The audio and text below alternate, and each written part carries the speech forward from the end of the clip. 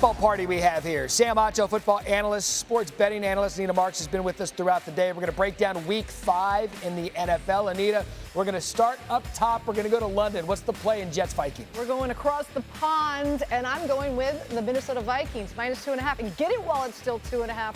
Sam Darnold has had this date pinned in, not penciled in, on his calendar, going up against his former team that said, hasta la vista, baby.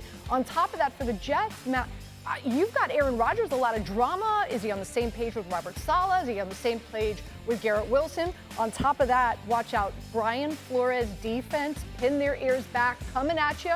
You got Aaron Rodgers, got sacked 5 times last week against Denver. Watch out, it might be worse this week. Of course, Sam Darnold, the former quarterback of the Jets, drafted really high. Sam, what's going to be the key? Let's switch to that offense and Aaron Rodgers for them to get something going and pull off the upset across the pond. Well, they have to play more sound football. They were so sloppy last week, and some of that started with the offense. It was also defense as well. You saw offside. You saw different kinds of mistakes. But for me, it was Aaron Rodgers' mobility in the pocket.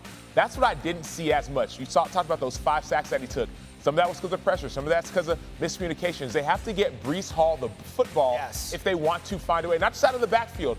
Talking about passing him the ball as well if they want to find a way to be effective and win this game. If they pull off the upset, maybe a certain receiver's coming to town. Who knows how things could change for Aaron Rodgers and company. We've got an AFC West matchup.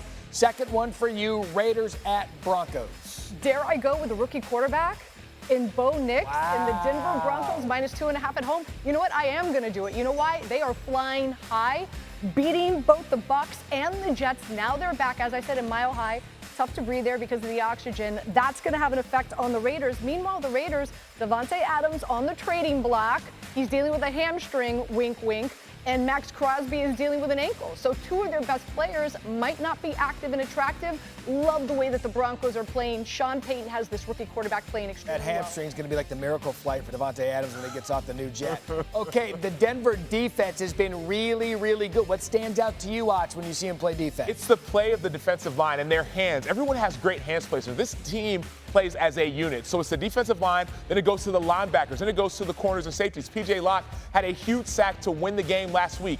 Everybody on this defensive line and the defensive unit, they're playing as one. It's not 11 guys. They're playing as one unit. That's that sack essentially to win the game by P.J. Locke. They brought a safety pressure late. They hadn't shown that all game. And so for me, the hand placement, the fundamental soundness of this defense stands out. Which is why you can gamble on a rookie quarterback because of the good defense in Denver. Okay, Anita, Seattle trying to bounce back after their first loss of the season. They got thumped on Monday night. Giants at Seahawks. Go. Yeah, it's in Seattle. Probably one of the most difficult places to play. So I'm going to lay the 6.5 with Seattle. Meanwhile, for the Giants, their best player, rookie wide receiver Malik Neighbors, still dealing with a concussion. What do? This dude's targeted 15 times a game. Who's Daniel Jones going to throw the ball to? Also, you got a Seattle defense. They are actually quite good. Did not look it on Monday night. And the Giants' offensive line, get this, went up against the worst rushing defense in the Dallas Cowboys last week. Only put up 26 rushing yards. Good luck with that. I love Seattle. I'll lay the point. Things not good for the Giants and going on the road, long flight. Sam, Seahawks, as I said, beat down Monday night. Give me something they need to do differently to bounce back. They just have to finish. I mean, it's really simple. This team is one of the best teams when it comes to sacks. They're 4th in the NFL in sacks. Last week, they were in the backfield. They just didn't finish when it came to sacking the quarterback. And so for me, all that Seattle has to do is do what they've done all season, which is finish on the quarterback. They weren't able to do it last week. Just get back to what you're doing weeks 1 to 3.